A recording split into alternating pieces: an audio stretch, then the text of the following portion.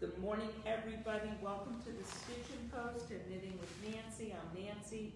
Welcome back. Happy New Year. Happy holidays. I want to show off. We don't have to get a close-up really because of that. But this was the shawl. We're going to show you the kits. We do have some kits left. It's really pretty.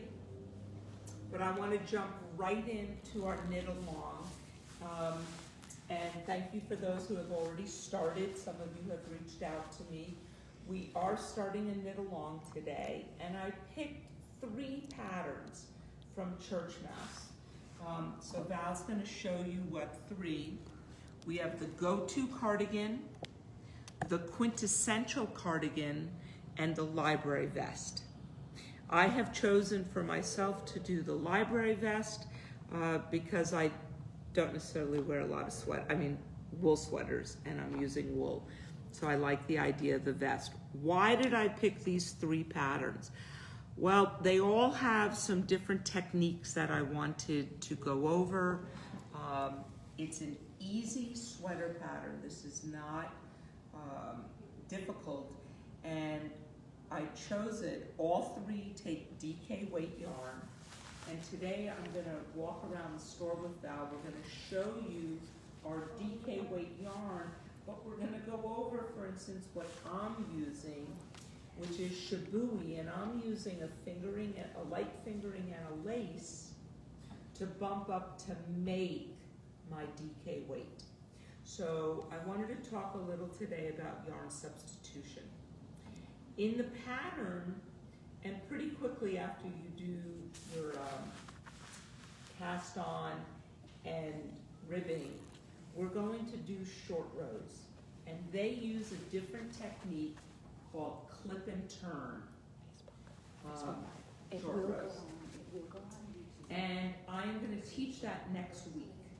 But I'm also going to show you next week my favorite short rows. So we're going to do all 3, a clip and turn, a wrap and turn, and a German short row.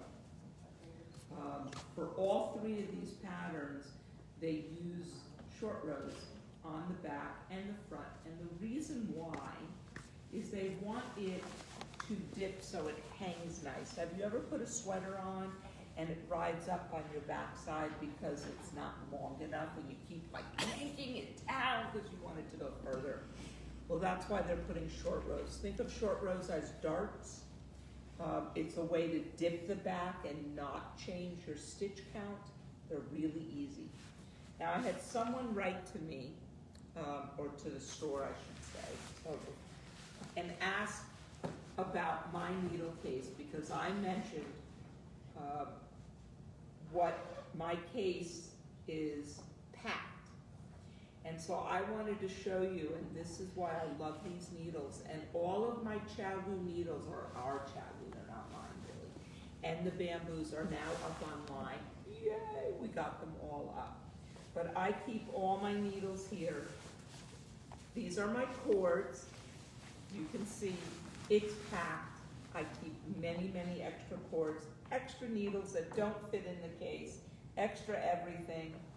My sock set, which you all heard me say I love it. But why I love these needles, and then we're going to move, is because I can get multiple sets in here. Now, you're going to see there's a lot of empty spaces here. They're on my projects that I'm doing. If you notice, I have lots of extras of the heavy big ones. I don't like the big ones. I use these. So I have doubles and triples of these, and even more in here that aren't in here for them. So it is a packed case. It looks a little light right now because I have so many projects going. But let me talk about the project and the knitting. Because if you're going to do this knit along with me, what I need you to do this week after you pick which pattern you want to do and your yarn is to do a gauge. And we're going to talk about gauge real quick. If you can see, and Val will have to get close, I started down here with a size 6 needle. Well, actually, excuse me, I started with a 5. The pattern calls for a 6, but I know that I'm a really loose knitter. So I already went down to a 5, and when I did my gauge, it felt a little loose as I was coming up. So I went to a 4 here and was still unsure. And so up here, I started adding extra yarn in just to see how it would look. So I added an extra thread. So you have 3 here. So I had 3 here. And this was Silk Cloud Tweed, a cloud from Shibui. And to be honest, it started making it too big. Even though I was on a smaller needle, it bulked it up too much. And I didn't like the way it felt. So I kept going and kept dropping and adding yarns just to see what I would like. And I decided what I liked was what was in here on the size 4 needles. And I got gauge. And we're gonna go over next week a little more in depth about what and how to count gauge on it. And aren't these nice? They have our name on them. So we like using these. But you must count at least over 2 inches. And I put that 2 inches in the center of my knitting, and I follow it up so I can check. And I will come back and make a gauge even bigger than what you see here. But I wanted it, I knew this was the fabric I wanted. So we went doing that. Again, I want to show you these yarns. Also, and we'll have more of these coming in, I love Cocoa Knits. So these are their stitch stoppers, and I've been using them now, and I have to tell you, I really, really like them. The ones that were down on the tips that I do have a lot of, I tend to lose. So when I can put these up and on my needles, they're great. We also have here, and we'll show you on when we go over to the accessory wall, the circular needle holders, which I also really love. The other item you will need for this to do the clip and turn is the opening, and I like these, the colorful stitch markers. Again, I've talked about why I like Cocoa stitch markers is they are magnetic and they clip to the magnets here. Here is my pattern keeper. I took my pattern off, but normally I had it open and taped down so I know where I am in the pattern and using the magnets. If you don't want to use your hard copy, which a lot don't, please photocopy it so you can write all over it and circle what size you're doing. So we are going to get up and take a little walk today. And the reason why I want to walk is, one, to show you the yarn and different choices, but we haven't really shown you the yarn department during it. So we have some sport weight and DK weight here. One of the yarns I did get up, which is beautiful, is Titus. So I want to show Titus because if you're a wool person, which I am, more back east than I am out here, this is beautiful. It has a great hand. It is 100% wool. We're going to swing over to this table, which is our silk table right now. We have Mantra Stonewash, which is 100% silk. Again, it's up online. You must do a gauge with this. It looks a little, to me, a little thinner. You might want to add something. Now, I talk about a bloom or a haze, and I'm going to show you what I call that and why. Silk Cloud Haze from Shibui, but we also have 100% alpaca now. What I'm going to again call haze. Adds a poof to it without adding weight. So it bulks up your yarn without adding that extra oomph that you might not want of weight. So coming over here to this table. We love Medina and Arno. Arno is a 50-50 cotton wool. It's beautiful, so if you run hot like me, why I like this yarn, it's a blown in. What does that mean? And I don't know if Val, let me get a different color. It has a casing and they blow the fiber in. So it's really nice on it, but it's got a great hand. Is that DK? These are all DK weights right now that I'm showing you. Medina is beautiful. It's a cotton acrylic viscose blend. It is a stripe yarn. And we have a sample up here. I also have an Arno. So it is striping. We have another striping yarn. Also, it has a sparkle to it. But again, it's going to stripe. Now, one of the things with stripes that I want to talk about is if you are doing the front separate from the back, you will have different stripes. They're not going to match. So next week, we're also going to talk about doing it, the whole garment in the round, and how you would do that with markers, especially with short rows. And I hope Christy, who does samples here and has worked here for many years, is doing that on hers that she'll bring in and we'll show you. Other DK weight yarns here, again, go up online. I'm going to show you Boss, Sonoma, but I want to show you one of our newest yarns, and I'll get out of the way. La Jolla, which is now, we're at a fingering weight yarn. So what would you add to So it? I am going to show you, I'm going to go pull off the Shabui side for a minute. Don't move out. What you could do, for instance, and what I have done. So let's say you love the red of the La Jolla. You could come and add Silk Cloud. It would tweed it up. It would, what do I mean by tweed? If you take these two together, yes, they blend beautifully, but you're going to see that haze over this color. You could also take the lace weight and tweed it and get a totally different look. But again, you're adding bulk. You are taking it up a notch. This was one of my favorite colors. These, I'm showing you my two favorites. And we had a beautiful purple to go with this. But look at this blue. Imagine that tweeted out with a blue haze or even adding a cream to it. Will that stripe or is that? This is not going to stripe. These here are going to marl in colors. And what do I mean by marl?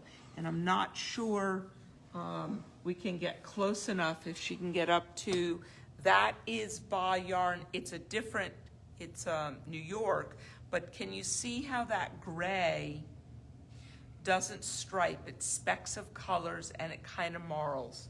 And that color, just to let you know, is this one, Cityscape. Now again, because they're hand dyes, I want to show you that although, and a different, that's a single ply, this is applied, it does take the dye slightly different.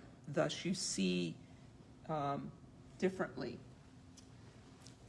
Our other newest yarn, which we're so excited to have now, is from the Alpaca Yarn Company. And this is alpaca and tencel. Tencel is a pulp fiber, so it is natural. It gives a beautiful drape, and we're going to talk about Would you mix in a these minute. two together for the sweater? Yes, Val's asking, would I mix the two? So for instance, these here They come with is these two, happens to be, we don't have them all mirrored. So you get two of these and one of these. It would take 4 to do a full sweater. Of that, just to let you know offhand. They are all up online, and you would put the two together. But what I like about this haze, and let's just put it to here, this is 100% alpaca. So think of that. This is Anzula Cloud, which is a light fingering, but when you add a again, I'm calling it a haze, on it, this is called halo, thus you're giving it a halo. It bulks it up, but think about how pretty that could be, pulling out the purples. Or even with the red I just showed. Thank you, Val. So there's lots of choices, and as we move over to the Shibui side, and real quick, this is one of, for instance, those hand dyes of what I call a haze, knit on a size, I want to say this is on a 10.5. And it's not that loosey-goosey, so it really adds beautiful. Over here on the Shibui side, we have a number of DK weights, such as Nest, which is beautiful. Now, this will give you a tweedy look, not a stripy look. But it knits up beautifully, and it's a single strand that you need. It feels delicious.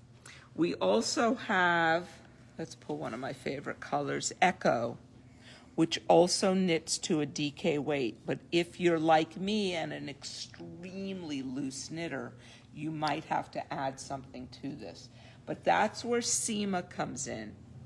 And Seema is Shibui's lace weight yarn, and runs, it's 100% merino, and it runs with everything, and bolts it up. So I'm using Pebble, which is a light fingering, and I'm running Seema with it. So to give you an example, and this is, Christy made this, and I don't know, you get up real close. This is Pebble and Seema. So if I take the two, that's what this is. Granted, different dye lots, but look how pretty that looks. And what I like about bulking up fingering is that you get a lighter garment. It still has nice drape to it, but it's not as heavy sometimes. And again, DK weight is a beautiful weight. It's a little thicker than Sport. DK, if we start at a lace weight, if you double lace, you get fingering. If you take a fingering and you add a very light weight lace, you go to Sport. But if you take fingering and double it, you get DK. And DK and Sport are almost interchangeable, and it depends on the manufacturer of that.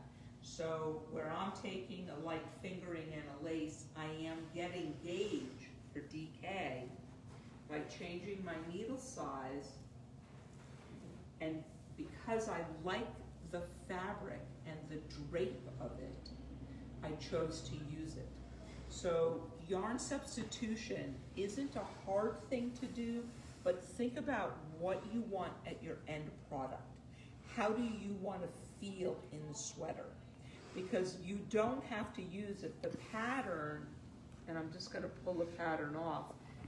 Shibui does a lot of mixing yarns, but let's say this was just one yarn. You don't have to use what you see the sample in or what the pattern says to use.